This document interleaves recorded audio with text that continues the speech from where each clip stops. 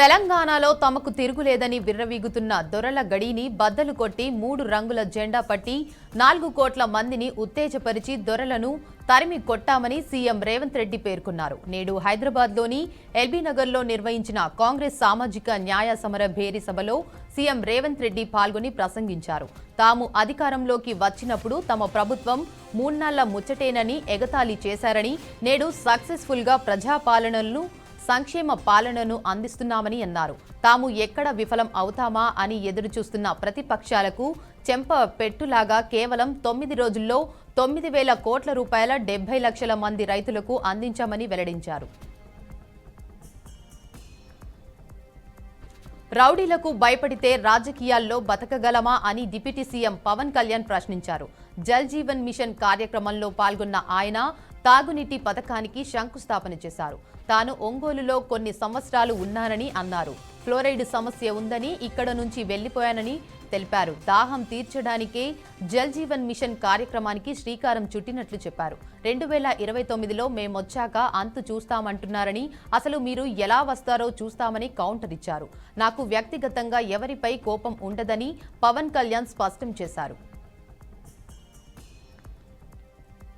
కాంగ్రెస్ ఏం ఉద్ధరించిందని సామాజిక న్యాయ సమర భేరీ సభను నిర్వహిస్తున్నారని కేంద్ర హోంశాఖ సహాయ మంత్రి బండి సంజయ్ ప్రశ్నించారు.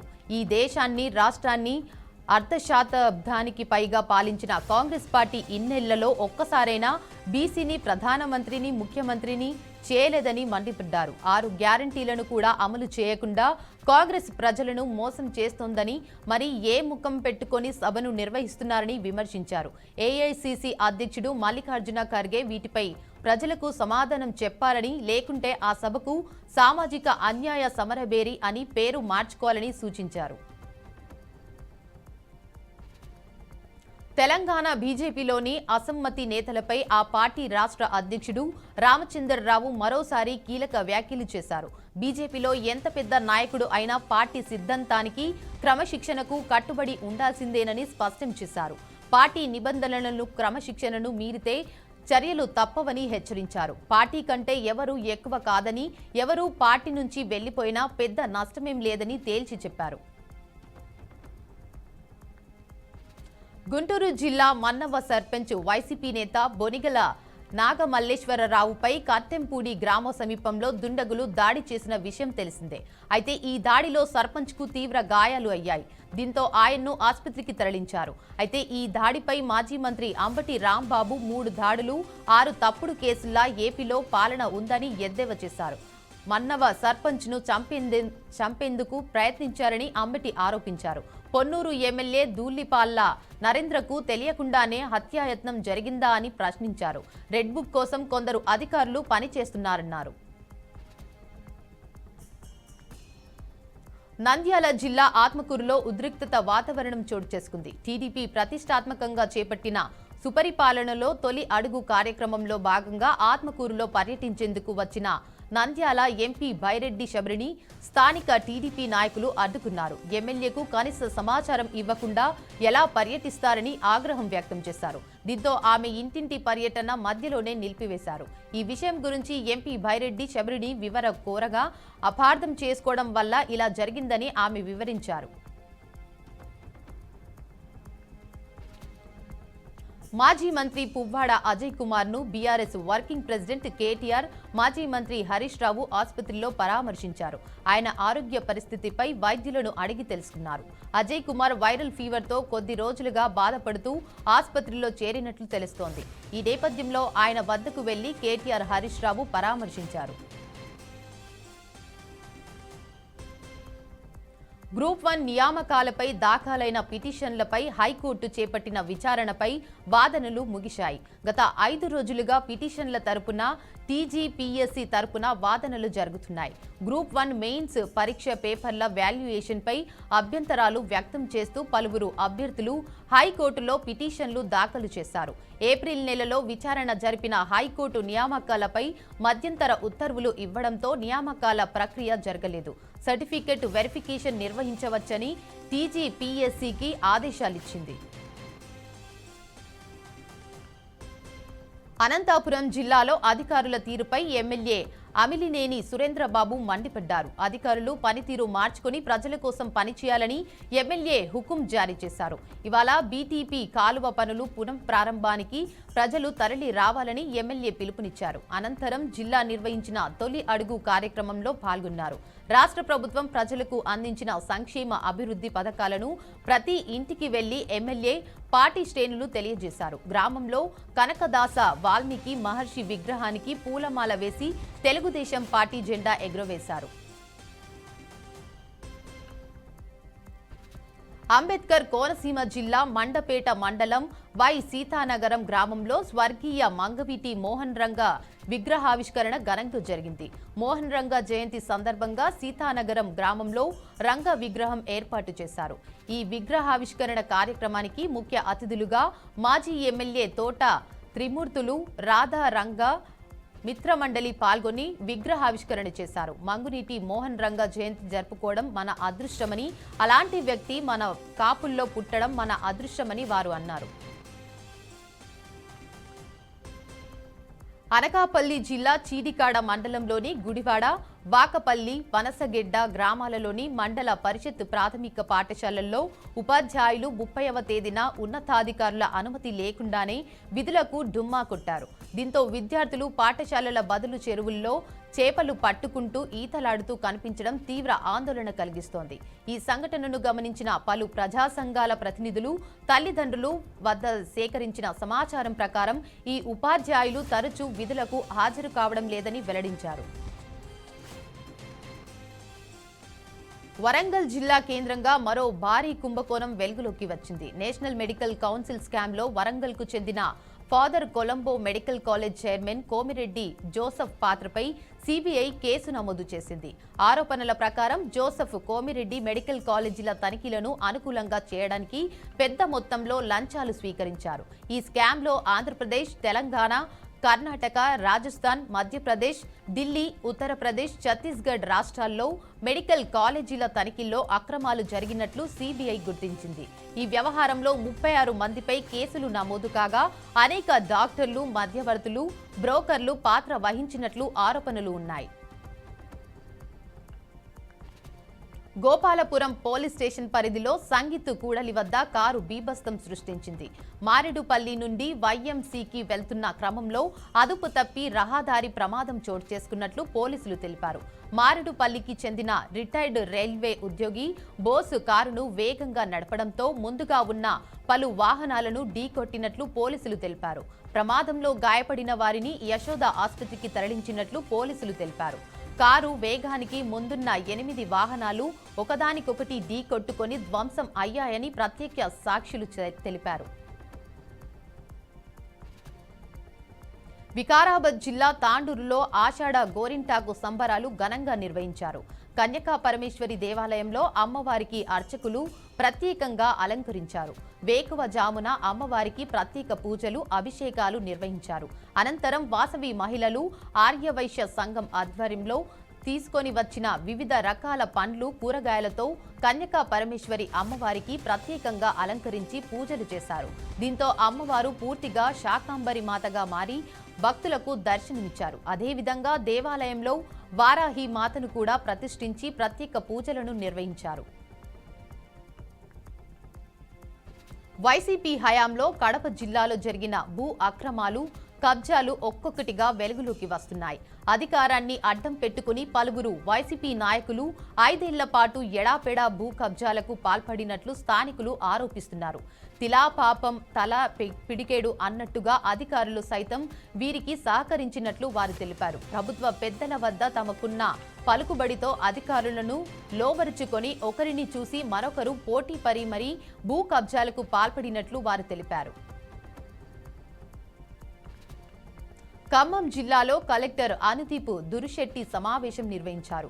భారీగా వర్షాలు కురవడంతో మున్నేరు సమీపంలోని లోతట్టు ప్రాంతాలకు ముప్పు ఉన్నట్లు తెలిపారు. లోతట్టు ప్రాంతాలలో పర్యటించిన ఆయన వరదల సమయంలో జరిగే నష్టాలకు సంబంధించిన వివరాలు తెలుసుకున్నారు. మున్నేరు ఇరువైపులా ఉన్న 10 లోతట్టు ప్రాంతాల్లో కలెక్టర్ పర్యటించారు. ప్రభుత్వ శాఖల అధికారులతో వరదలకు సంబంధించిన అంశాలపై చర్చించారు. రానున్న వరదల పట్ల ముందస్తు సన్నద్ధతపై అధికారులకు కలెక్టర్ దిశానిర్దేశం చేశారు. భద్రాద్రి కొత్తగూడెం జిల్లా దుమ్మపేటలోని గ్రామస్తులు నిరసన తెలిపారు. స్థానిక ఆర్టీసీ బస్టాండ్లో పెట్రోల్ బంకు నిర్మించడాన్ని నిరసిస్తూ గ్రామస్తులు రిలే నిరాహార దీక్షలు చేపట్టారు. నిరాహార దీక్షలు చేపట్టి 4 రోజులు గడుస్తున్నా ఆర్టీసీ అధికారుల నుండి స్పందన లేకపోవడంతో ఆగ్రహించిన గ్రామస్తులు రోడ్డుపై బైఠాయించి ధర్నా చేపట్టారు. ఈ బస్టాండ్ ఏళ్ల తరబడి కనీస సౌకర్యాలకు నోచుకోలేదని, అధికారులు నిర్లక్ష్యానికి పరాకాష్ఠగా కనిపించిందన్నారు. ఈ బస్టాండ్ను ఇప్పుడు పూర్తిగా మూసివేసి పెట్రోల్ బంక్ నిర్మాణం చేపట్టడాన్ని జీర్ణించుకోలేకపోతున్నట్లు తెలిపారు. ఆర్టీసీ తీసుకున్న నిర్ణయాన్ని పునఃపరిశీలించుకుని తక్షణమే పెట్రోల్ బంక్ నిర్మాణాలు నిలిపివేయాలని డిమాండ్ చేశారు. కర్నూలు జిల్లా కోసిగి మండలం ఓ విద్యార్థి పెను ప్రమాదం తప్పింది. భారీగా కురుస్తున్న వర్షాలకు మండల చుట్టుపక్కల గ్రామాలలో వరద ప్రవాహం పెరిగింది. కోసిగి గ్రామం పక్కన ఉన్న ఈదుల వంకను విద్యార్థి దాటుతుండగా వరద ప్రవాహం పెరిగింది. దీంతో నీటి ప్రవాహంలో సైకిల్ కిందకు జారడంతో వరదలో బ్యాగు కొట్టుకుపోయింది. ఘటనలో విద్యార్థి క్షేమంగా బయటపడ్డాడు. ఓ మాజీ కలెక్టర్ తన భూమిని అక్రమంగా రిజిస్టర్ చేసుకున్నారని బాధితుడు ఎంఆర్ఓ ఆఫీసు ముందు అర్ధనగ్న ప్రదర్శన చేశారు. సైదాబాద్కు చెందిన గిరిధర్ రెడ్డి రంగారెడ్డి జిల్లా అబ్దుల్లా పూర్మెట్టు ఎంఆర్ఓ ఆఫీసు ముందు నిరసనకు దిగారు. రంగారెడ్డి జిల్లా మాజీ కలెక్టర్ అమాయ్ కుమార్ తన ల్యాండ్ అక్రమంగా రిజిస్టర్ చేశారని ఆరోపిస్తూ తనకు న్యాయం చేయాలని అధికారులను వేడుకున్నారు. తనకు అట్టి అన్నారం రెవెన్యూ పరిధి సర్వే నెంబర్ 109, 110లో 6 ఎకరాల భూమిని ఎలాంటి నోటీసులు లేకుండా మరొకరి పేరు మీద రిజిస్టర్ చేశారని ఆవేదన వ్యక్తం చేశారు. శ్రీ సత్యసాయి జిల్లా సోమందేవ్పల్లిలోని పాపిరెడ్డిపల్లి వద్ద ఉన్న కేజీబీవీ హాస్టల్లో అస్వస్థతకు గురైన విద్యార్థులను మంత్రి సవిత పరామర్శించారు. హాస్టల్లోని భ్రాంతులను, తరగతి గదులను స్వయంగా పరిశీలించి విద్యార్థినులతో మాట్లాడారు. అనంతరం హాస్టల్లో జరిగిన సంఘటనపై విచారణ కొనసాగుతోంది. ఫుడ్ పాయిజన్ అయిందా లేదా అనే అంశంపై వివరాలు సేకరిస్తున్నామని ఆమె తెలిపారు. విద్యార్థుల ఆరోగ్యం ప్రస్తుతం నిలకడగా ఉందని, వారికి తగిన వైద్యం అందిస్తున్నామని మంత్రి తెలిపారు. ఈ సందర్భంలో వైసీపీ నేతల పిల్లల ఆరోగ్యం వంటి విషయంలో కూడా శవ రాజకీయాలు చేస్తున్నారని విమర్శించారు.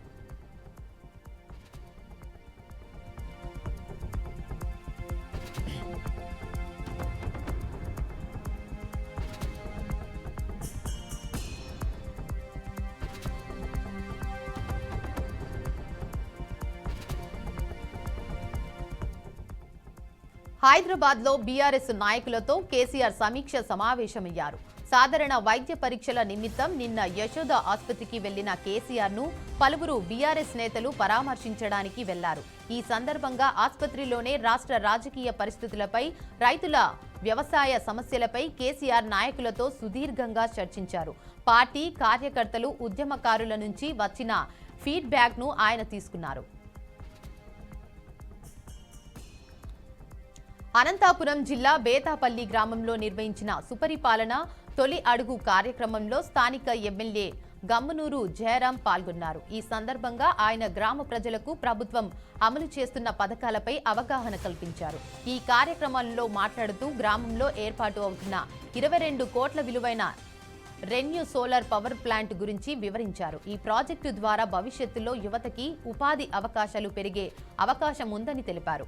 అయితే ఈ సోలార్ ప్రాజెక్టు కోసం లీజుకిచ్చిన భూములపై సోషల్ మీడియాలో కొందరు రైతులను తప్పుదారి పట్టించేలా ప్రచారం చేస్తున్నారని ఆ విషయంపై ఎమ్మెల్యే మండిపడ్డారు. ధాన్యం కొనుగోలు పేరుతో లక్షలాది రూపాయల మోసానికి పాల్పడిన ఘటన శ్రీ సత్యసాయి జిల్లా పుట్టపర్తిలో చోటు చేసుకుంది. గారానా మోసగాడు వైసీపీ నాయకుడు దాల్మిల్ సూరిపై బాధిత రైతులు ఆగ్రహం వ్యక్తం చేశారు.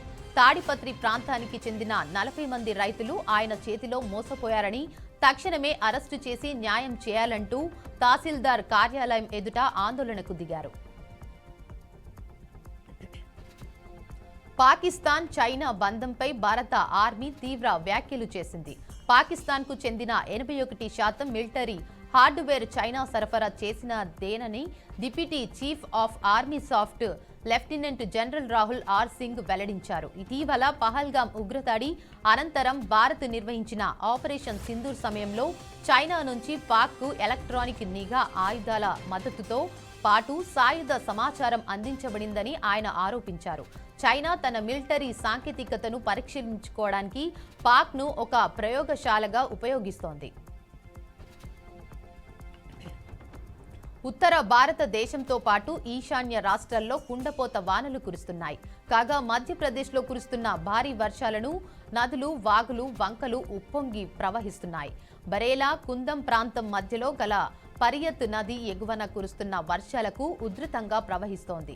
ఈ నదిపై గల బ్రిడ్జి మీద నుంచి వరద ప్రవాహం ఉధృతంగా ఉండటంతో అధికారులు ఆ దారిని మూసివేశారు. అయితే ఓ సిలిండర్ల లోడ్తో వెళ్తున్న లారీ డ్రైవర్ మాత్రం ఇవేవి పట్టినట్టు ఆ బ్రిడ్జి మీద నుంచి లారీని ముందుకు నడిపించడంతో నదీ ప్రవాహానికి సిలిండర్లతో సహా లారీ నదిలో కొట్టుకుపోయింది. ట్రినిడాడ్ అండ్ టోబాగోలో పర్యటిస్తున్న భారత ప్రధాని నరేంద్ర మోడీకి అరుదైన గౌరవం దక్కింది. ఆయన్ను తమ దేశ అత్యున్నత పౌర పురస్కారంతో ట్రినిడాడ్ అండ్ టోబాగో సత్కరించింది. ఒక విదేశీ నేతకు ఈ అవార్డు అందించడం ఆ దేశ చరిత్రలో ఇదే తొలిసారి కావడం గమనార్హం. ఈ సందర్భంగా మాట్లాడిన ప్రధాని Modi the order of the republic of Trinidad and Tobago award అందుకోవడం ఎంతో గౌరవంగా భావిస్తున్నారు. 140 కోట్ల మంది భారతీయుల తరపున దీన్ని అందుకుంటున్నా అని చెప్పారు. ప్రపంచ దేశాలపై అమెరికా అధ్యక్షుడు డొనాల్డ్ ట్రంప్ ప్రకటించిన ప్రతీకార సుంకాల అమలుకు 3 రోజులు మిగిలి ఉన్నాయి.